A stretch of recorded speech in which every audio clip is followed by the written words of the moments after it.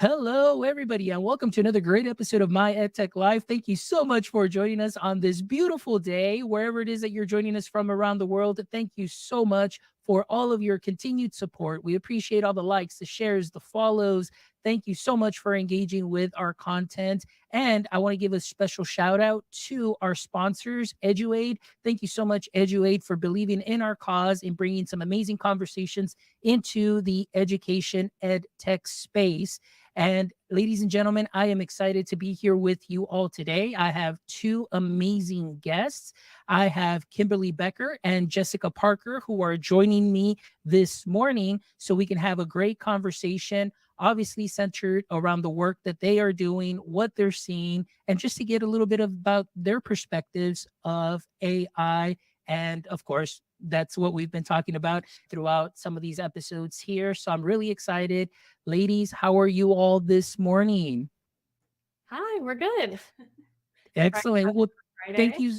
Thank you so much for making it here today. And before we get started, I would love my audience to know a little bit more about you. So we'll go ahead and start with some brief introductions at what your context is within the ed tech education space, and so I'm really excited. So we'll go ahead and start with Jessica. Jessica, tell us a little bit about yourself and your context in the space.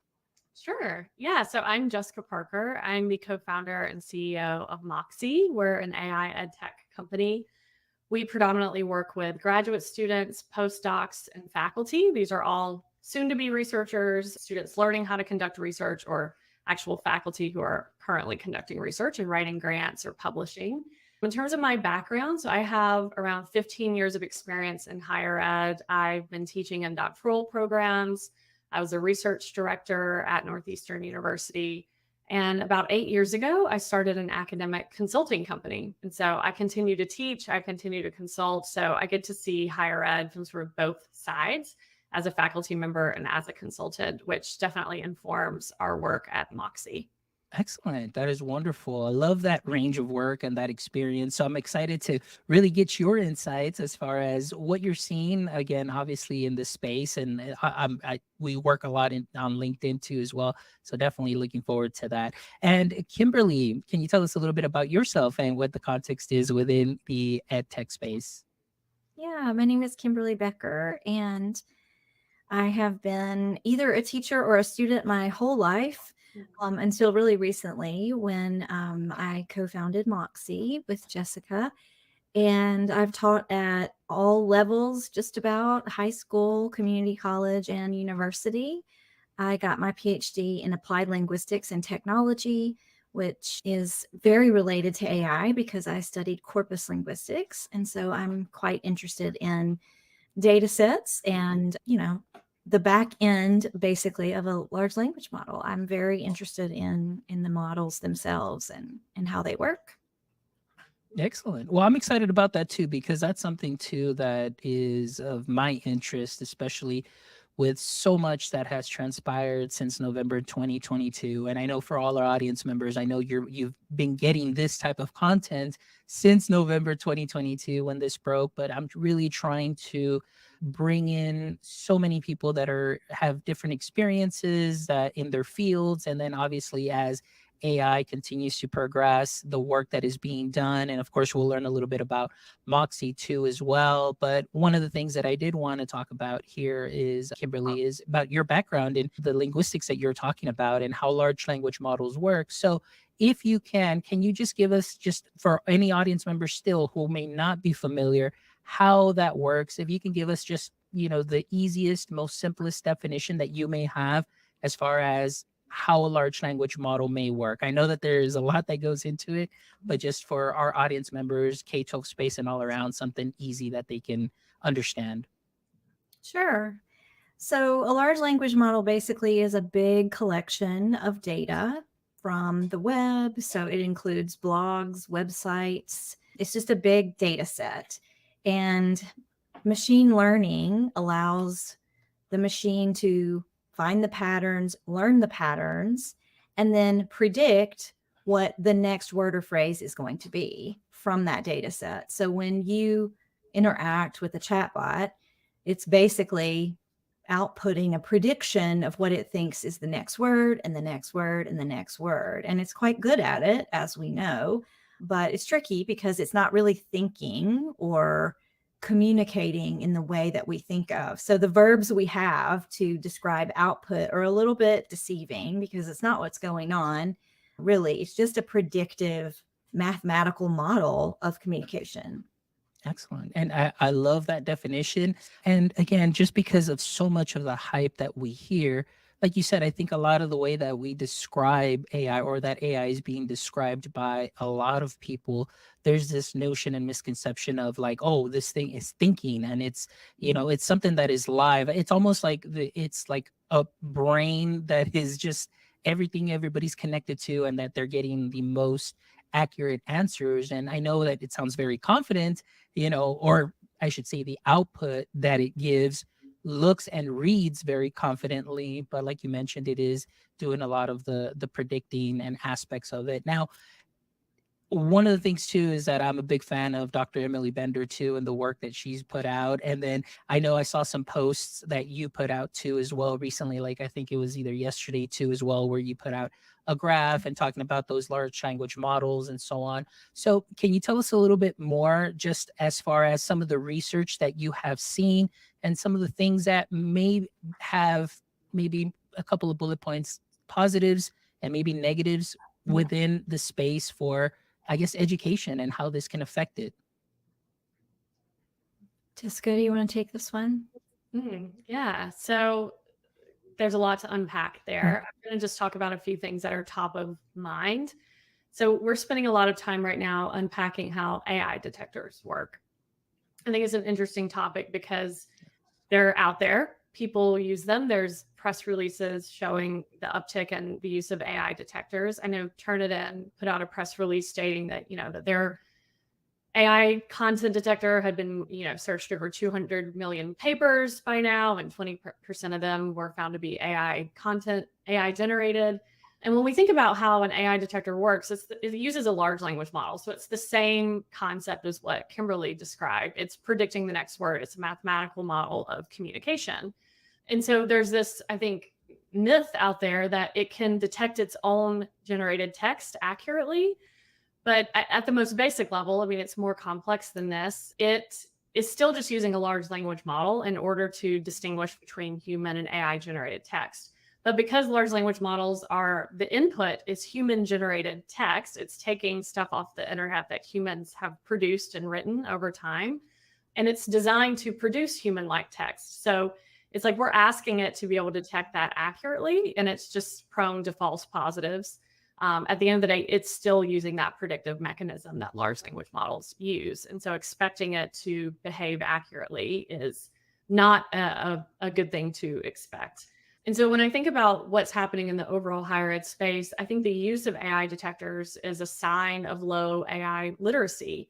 And I think this is a problem across K through 12 and higher ed, where faculty, teachers, students, when they're using these large language models, I don't think that they're intentionally using them inappropriately. I think it's just a sign of low literacy. We haven't really received the professional development that we need to know how to use them. And so when we see people anthropomorphizing them, which we tend to do at Moxie, we call our AI chatbot Moxie.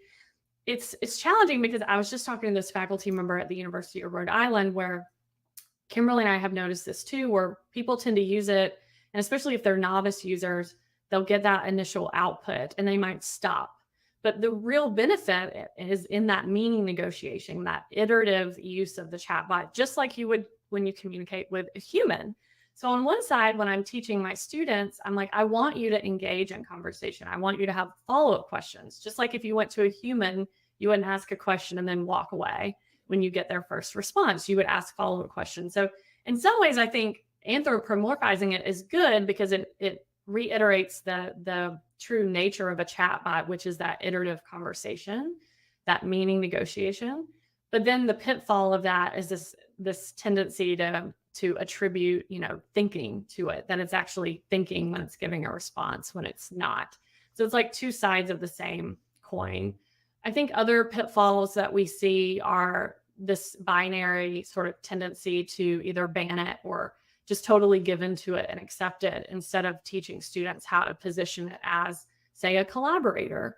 I think that these one size fits all approaches don't work. And we know that in education as educators, that it depends on the learning outcomes. It depends on what are we actually assessing. And so it goes back to this larger field of study that's evolving around assessment, which is painful to have to rethink how we're designing our assessments and what are we actually measuring. It's forcing us to rethink all that. So just some of the advice that I give faculty I talk to is resist the urge to take this binary response, become a super user yourself. And then at the end of the day, you're an educator, you know that it comes back to the learning outcomes. So how can you use it to help students achieve those outcomes? Or how do you tell them to not use it because you're worried about it prohibiting learning for that specific outcome? Sorry, that was a long-winded answer, but No, actually that's a great, you definitely unpacked a lot, and especially just, I wouldn't say, I guess maybe not concerns, but I mean, it's just what we're seeing. I mean, obviously there's two sides, and I'm like I said, thanks to Dr. Nika McGee also as well, I always use the term cautious advocate. There's many, people that, and I really try and remain in the middle, but then all of a sudden you'll see something. Of course, what happened with LAUSD, you see some other things, as far as privacy, or you see, news about entities, the way that they're scraping without giving any knowledge of what they're scraping. And then sometimes you're like, what's going on here? And then obviously that educator side of me, I'm like, wow, this can be so helpful for teachers for some of those menial tasks that they can do. But what I'm very cautious about, though, is working in the K-12 space personally, is obviously the introduction of this with the younger students, with the chatbots and all of that. And especially like you mentioned right now, I think there has not been enough training to appropriately use the tools, because I think in the K-12 space, and I don't know if in the higher ed space you may see this, but usually it's teacher goes to conference, teacher is wowed by shiny new tool that does this, and then immediately just come back with no, letting CTOs know like, hey, I'm going to be using this AI tool, and really with no regards to terms of service. And then of course, data, and where's the data stored, and so many questions and so many variables there. And I think what happens is that when I go to LinkedIn, you see so many people that have so many great ideas, or you have states that are coming out with, just great, write-ups for teachers, for educators, and so on, and regulations and policy. But at the end of the day, it's like that kind of stays out there, and then it hasn't quite trickled down and filtered down to the teachers to use the tools appropriately, and really think about, like, is this a healthy way of teaching? Are the students really going to gain from, talking with a chatbot, where maybe a student has to see things differently or be taught differently? And they often talk about personalized learning, but we just see how, Dr. Becker was just saying how this is statistically just giving you, or, predicting the next best word. And so those are just some of the things that are kind of like a little scary, but I am excited about it because I do use it and see the potential that it has. But just, I guess it's just the terms of service, and of course the safety of that. And I know that it's going to get better, but for now it's just those are the little stumbling blocks that I run into, that I just want to make sure that I have the best answers to, because we all want what's best for our students as well. So, Kimberly, I want to ask you, what are some of the things that you may have seen as far as your experience? What are some of the hesitancies that either professors, or maybe that you hear, or work with anybody in the K-12 space? What are some of those things that they're hesitant about when talking about AI, or using AI then for themselves or with students? Mhm.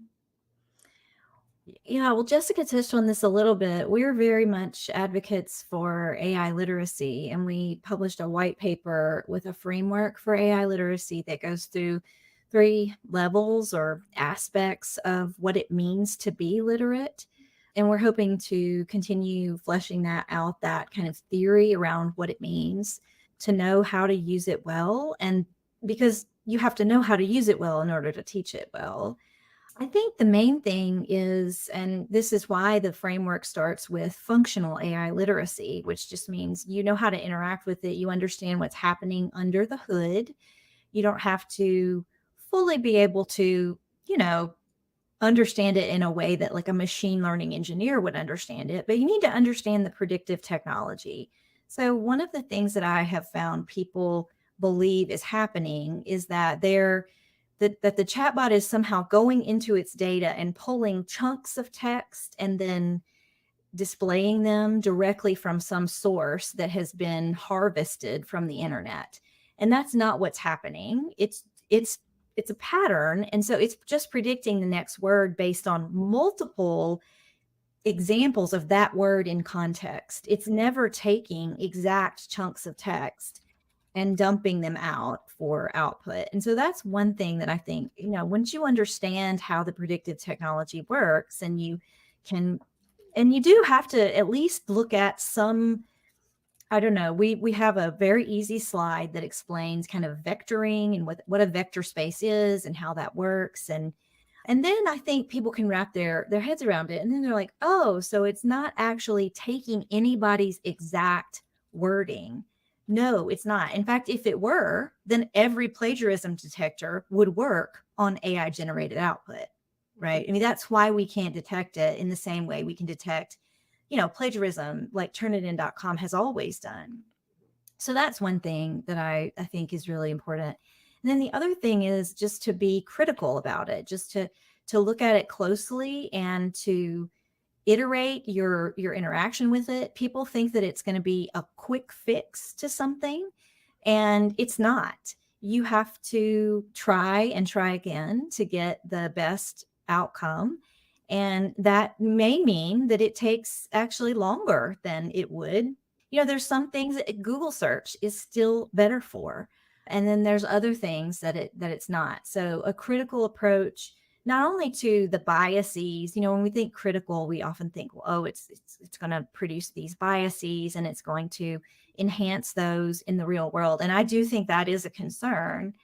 But I think just on a practical level, the first critical aspect of interacting with it has to be iterating on whatever, and not just taking it for face value, but really pushing it to give you more, because that's what it's trained to do. It's trained to sort of please you, or give you. And that's what people will often text me, just friends who know I'm interested in AI, and they'd be like, it's so human, it apologized to me, or I said thank you and it said you're welcome. And I'm like, well, of course, because it knows predictively that the phrase that follows thank you is you're welcome.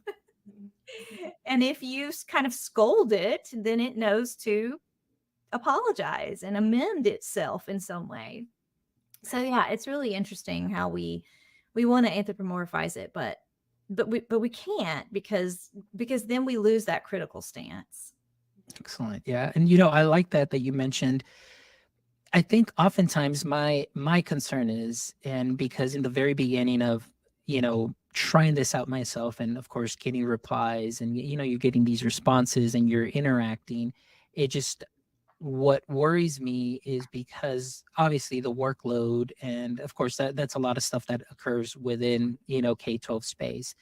And my biggest fear is that this could turn into just a crutch. Like you said, like immediately it's like, oh, you get the first response, and teachers may take that at face value without just, okay, let me look through this very carefully. Let me just make sure that it works with my content objective, with the goals that I have for class, and so on. And so that's kind of my big concern too. And also because of the knowledge cutoff dates that it may have in many states, like for example, in our state, they have updated what they call the Texas Essentials Knowledge and Skills, or the TEKS in here in Texas. And so a lot of teachers may be under the impression like, well, it should be updated. And so they may go in there, type in, this is what I would need my students to do, or create something that goes along this lesson. And then of course it may not be accurate. So my thing is, like you mentioned, as far as the AI literacy aspect of it, I think it's just getting that information out there in the students' hands, and actually in the teacher's hands, I should say, so they know, like you mentioned in your paper too as well, just understanding, and you mentioned it here earlier, being that co-collaborator, but really working at modifying and prompting correctly to get that output that really lines up. And so I think for a lot of teachers, they may have that misconception of like, hey, once I pop this in and say, hey, 44H, the student will learn how to divide with decimals in this, and then they get that first output, they're like, okay, I'm good to go. Let me go ahead and just give that to my students, or just introduce that to our lesson. So I really like that you did provide, this framework, which I did notice that has been downloaded close to 300 or maybe even more just from the website that you have. And that's wonderful. So we'll link this into the episode show notes too as well, so people can go ahead and read, the white paper that you've provided. And of course, to give us and help us get some better insight. Like I said, working at the district level, I really need to hear what people with your experience all over the world, that have been working, that are immersed in it, to help us make those better decisions and just kind of feel a little bit safer, and tread this landscape very carefully too as well. So I want to ask, because I know in your paper too, you introduced the concept of the post-plagiarism era. So can you tell us a little bit about that? And we'll go ahead and start with Jessica. Tell us a little bit about the post-plagiarism era. Yeah, so that's based off the work of Sarah Eaton. I believe she's at Calgary University. Is that right? In Canada?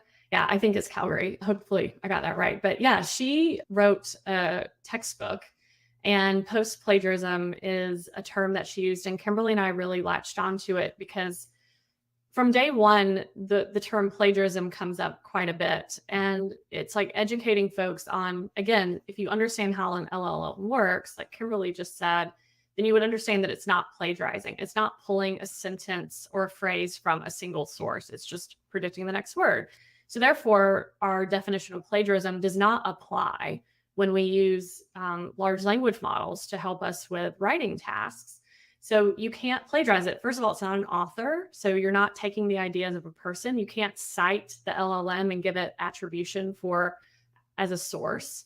And it's also not plagiarizing from a source. So this definition of plagiarism just doesn't exist in the context of using LLMs. Instead, like for folks who are really in this frame of mind of like, well, how do we address it in terms of if a student is using it in a way that what they're calling is plagiarism? I'm like, well, that falls under just academic honesty and integrity and academic conduct, not the plagiarism policy.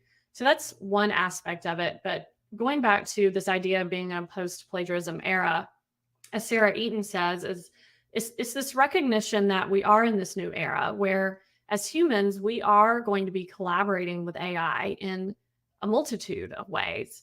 And so what does that actually look like for our output as humans, whatever that output may be? If it's writing a research paper, if it's developing a course, or writing a LinkedIn post, like these outputs that we typically have that are 100% human generated, now we're collaborating with AI. And so her stance is that these traditional rules of plagiarism no longer apply, that human AI collaboration is going to become the norm, that it's actually going to enhance our creativity. But this all hinges on learning how to use it appropriately and effectively. And what you'll notice is in her framework, and when you hear Kimberly and I talk about AI, is we don't focus on efficiency and speed. And I think that that's a major issue that we have right now is what we're being sold and marketed, what's being marketed to us. I know that Microsoft uses the term teaching speed. And I wrote something about this the other day where it's like, when did speed and efficiency become like so important to us as educators? And so when I think about this idea of human AI collaboration and being in this post-plagiarism era, it's not about producing something faster or more efficiently.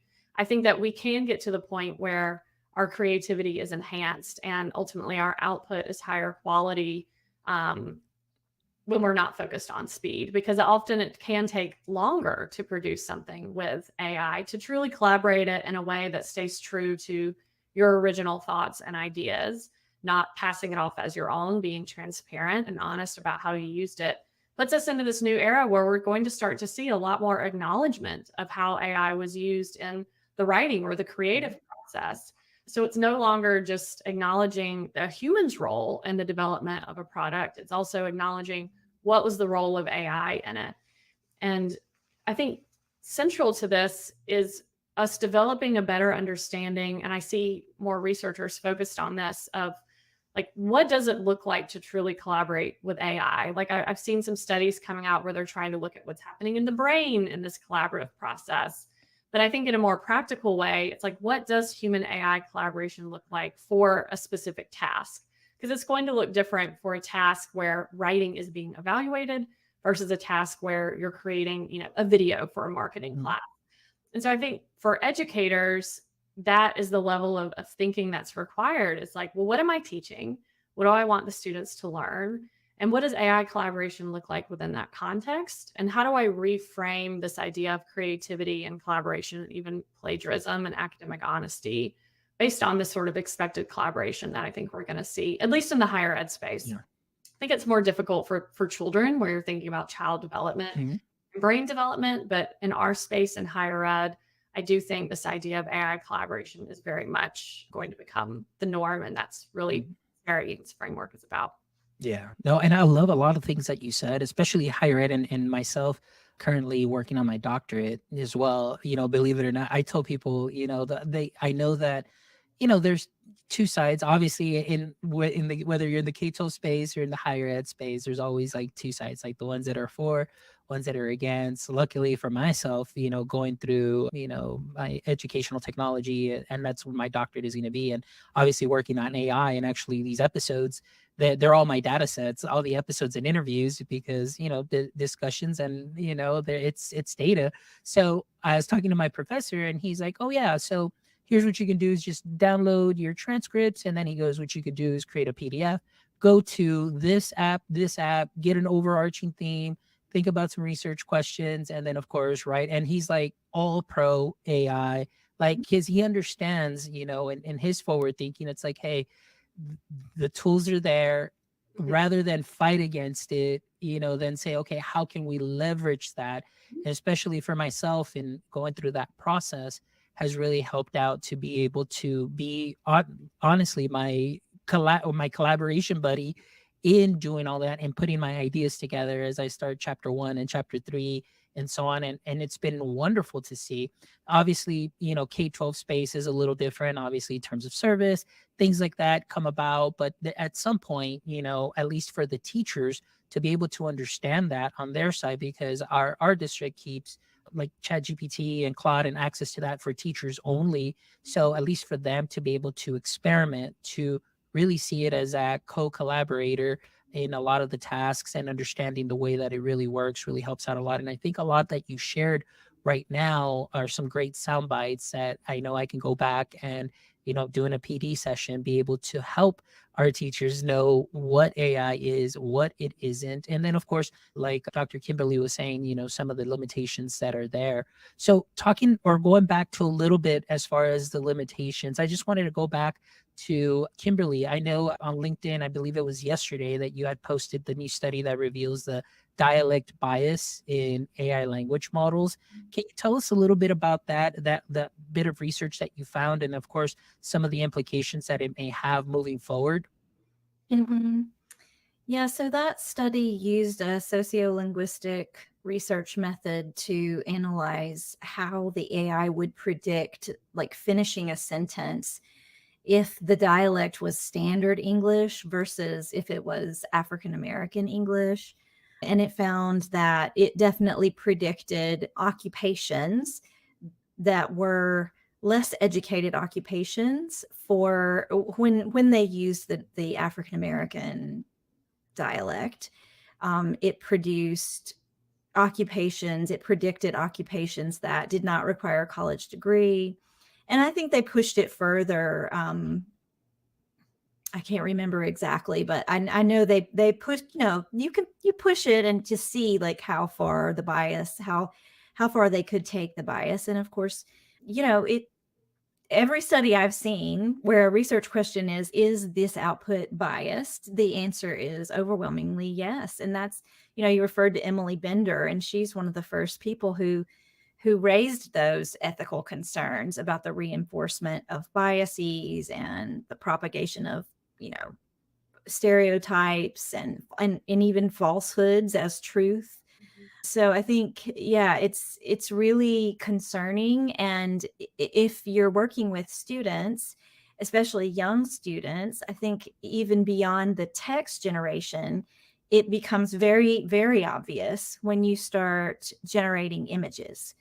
The images, of course, a picture is worth 1,000 words. And so that can be a really good way to introduce students to this concept at any level, but I think especially children, because then you see it immediately. If you say, for example, we did a professional development workshop, and I demonstrated how I asked it to generate an image of a group of CEOs. And the first image was a bunch of skinny, I just say it like it is, a bunch of skinny white people, dressed up in gray and black business suits. And so then I asked it to, hey, let's add some diversity to this group.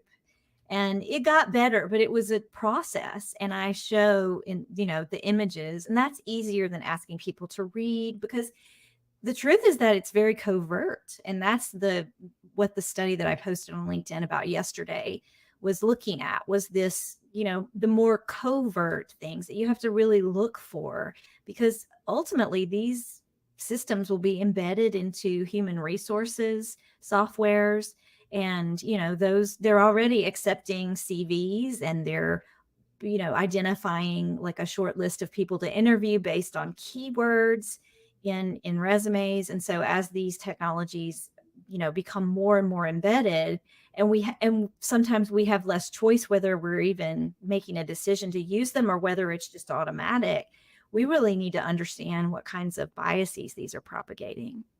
Yeah, no, and I agree with you on a lot that you said there, because especially like, with some platforms that are out there that do a lot of like text to image, things of that sort. I've had similar experiences with a lot of them, and even the ones that are accessible in the education space.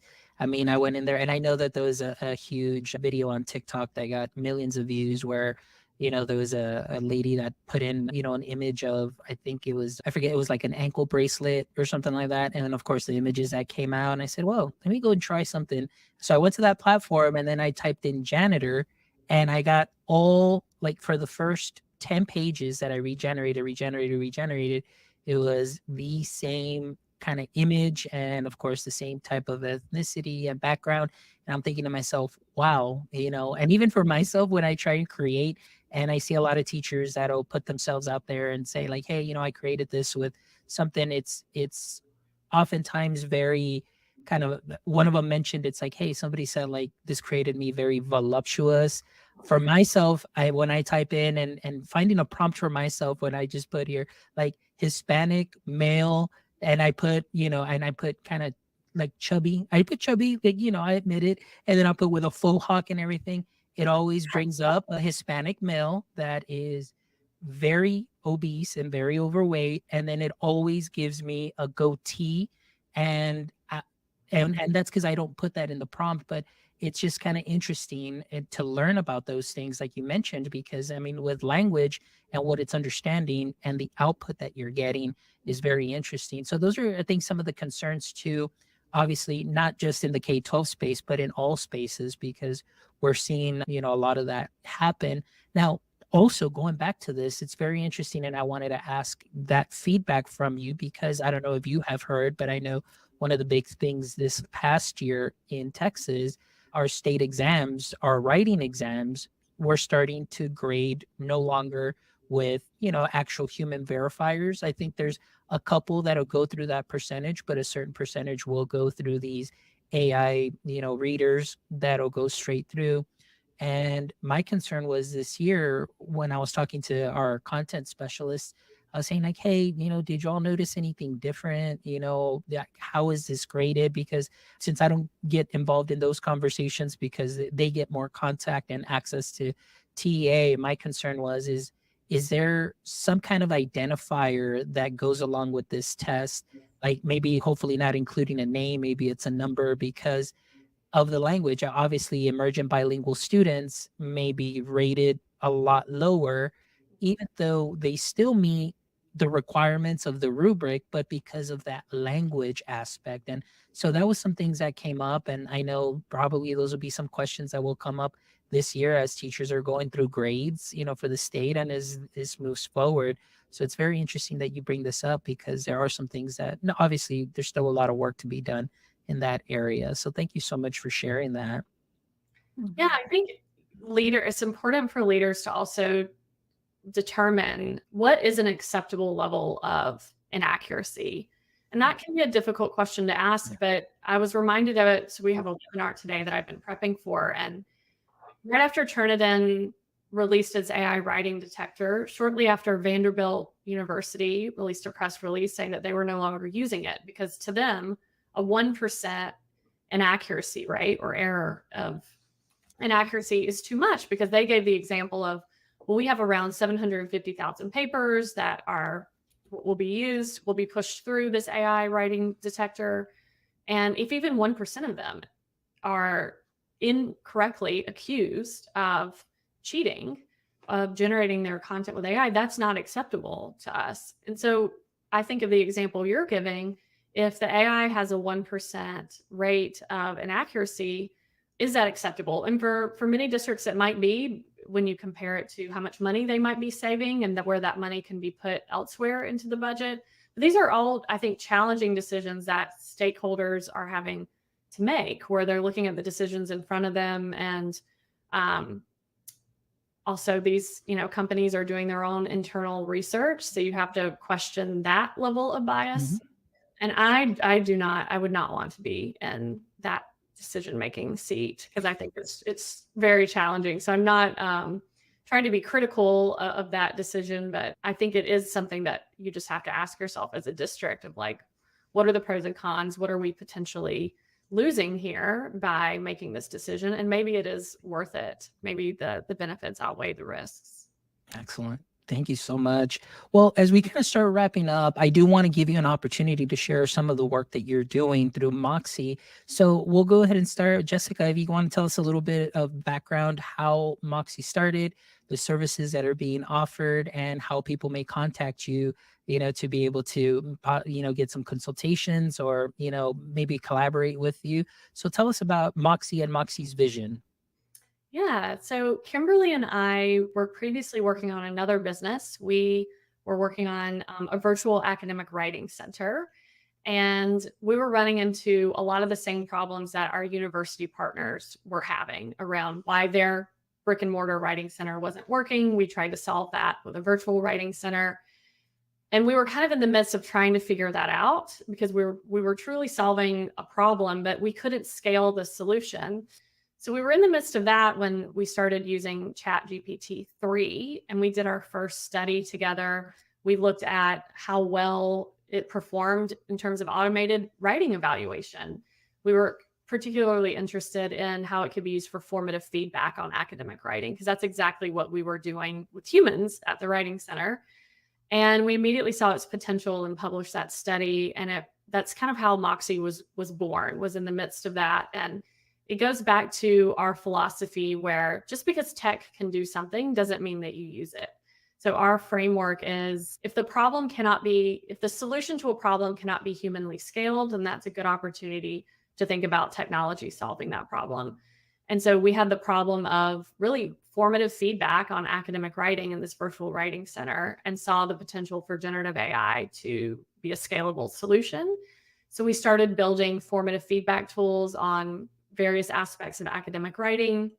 I started using them with my doc students in our academic writing course, got great feedback. We continued our research, and then we expanded our tools to include research tools to help researchers make decisions around research design, data analysis plans, ethical considerations. So all of Moxie's tools are designed to provide guidance and feedback, not to generate the work for you.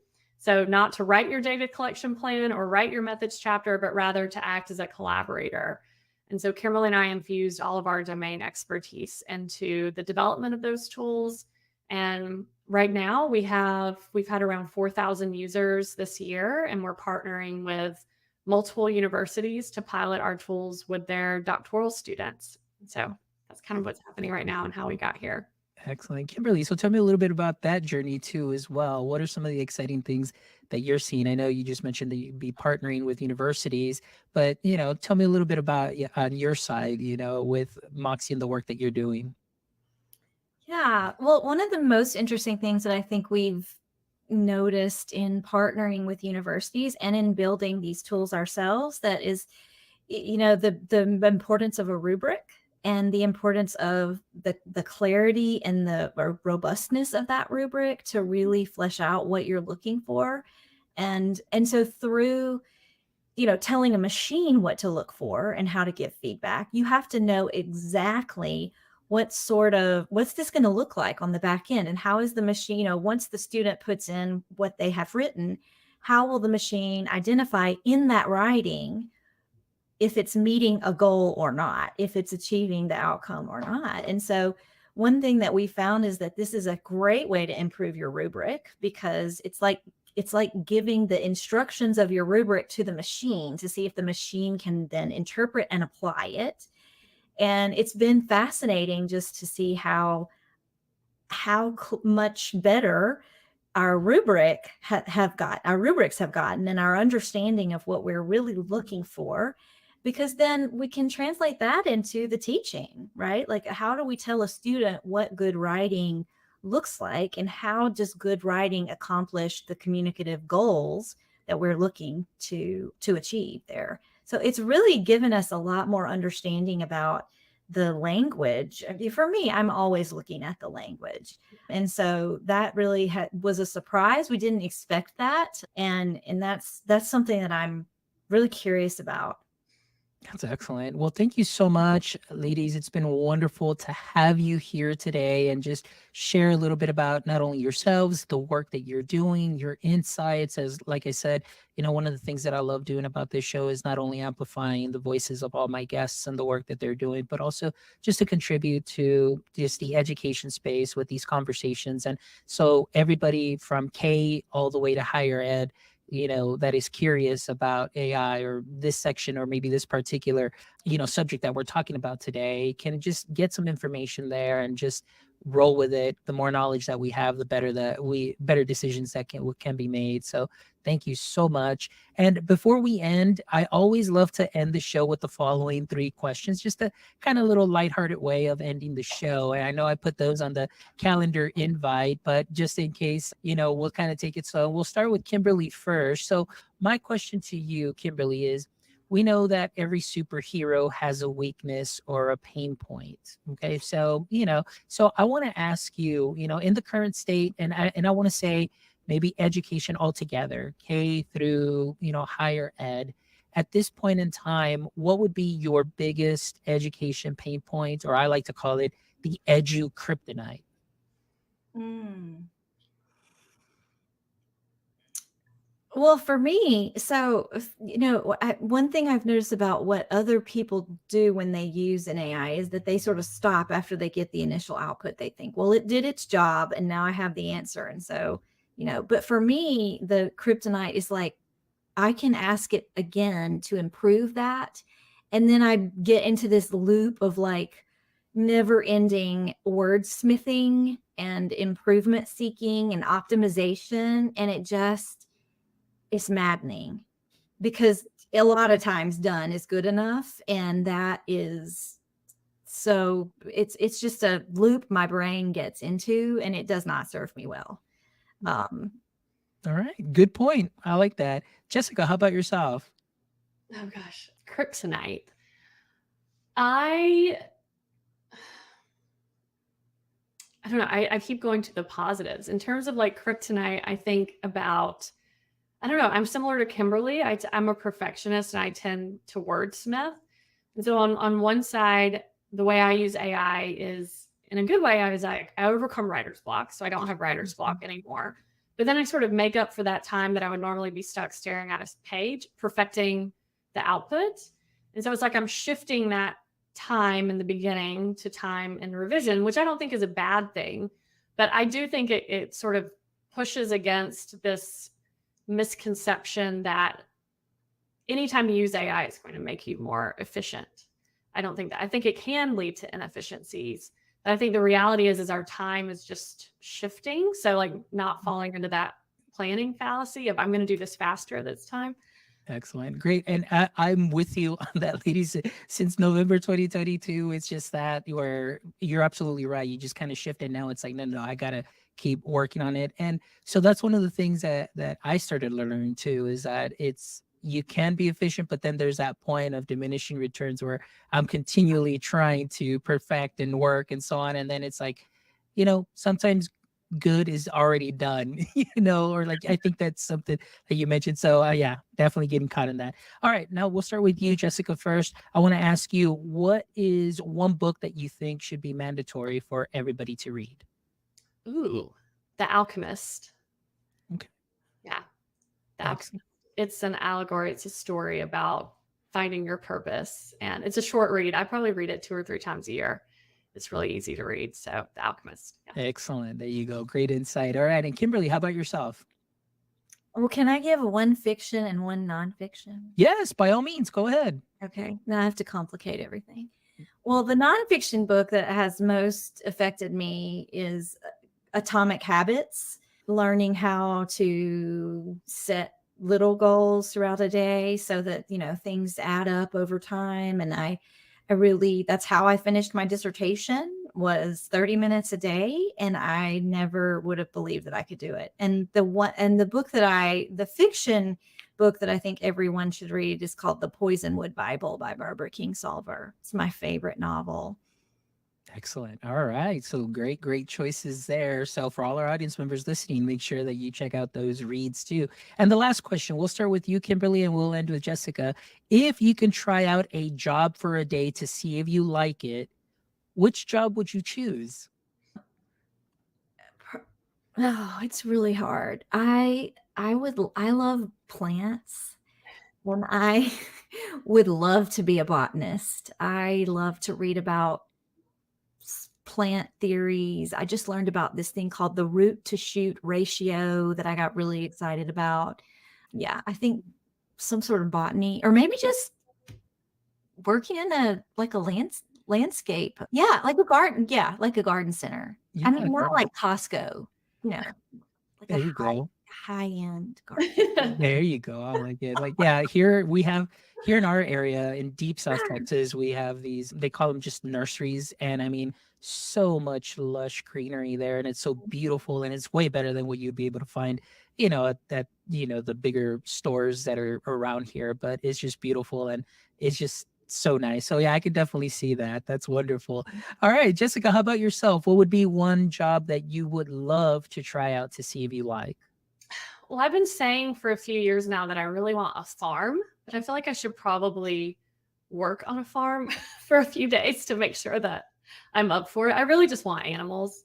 So maybe I should just go into a vet office or something. But yeah, I want some land with some pigs and cows and goats and chickens. So maybe I should work on a farm for a few days to test drive that. There you go. I love it. Just kind of breaking up the routine and going to try things out and everything. That's wonderful. Well, this has been a wonderful conversation. Thank you so much for joining me this morning and sharing a little bit about yourselves and about the work that you're doing with Moxie. And for all our audience members, please make sure that you check out the show notes so you can go ahead and connect with Kimberly and Jessica and learn a little bit more about Moxie. We really appreciate all of your support. Thank you all for listening. Please make sure that if you're not following us on all socials yet, make sure that you go ahead and follow us at My EdTech Life. Jump over to our YouTube channel, give us a thumbs up, and subscribe to our channel. Thank you so much as always. And again, my friends, until next time, don't forget, stay techie.